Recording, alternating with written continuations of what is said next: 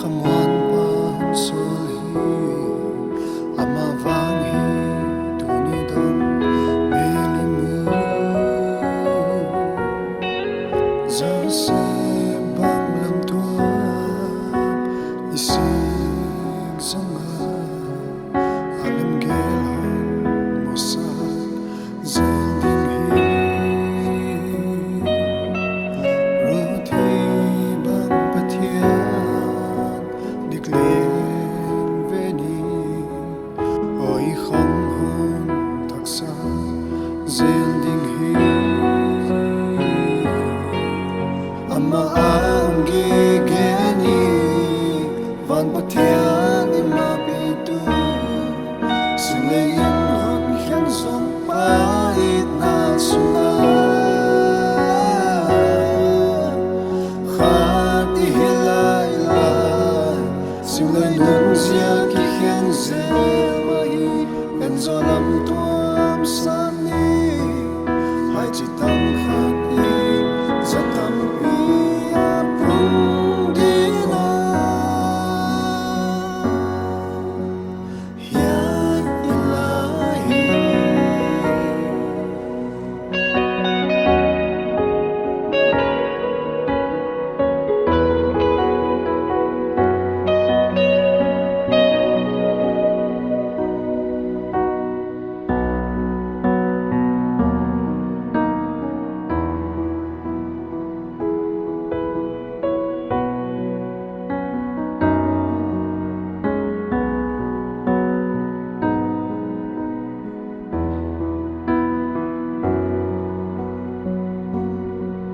Leia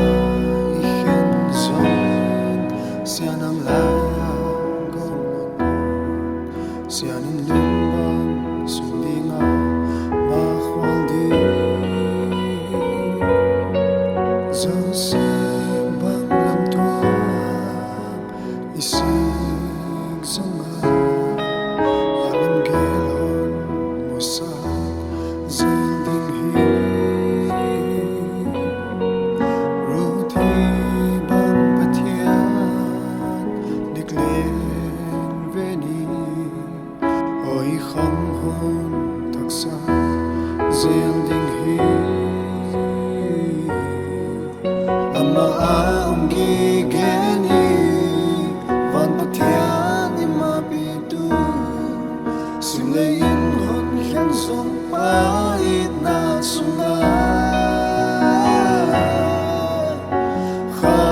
Ihilay lay Simlay nun siya ki hiyan zemahi Benzo lam tuam sa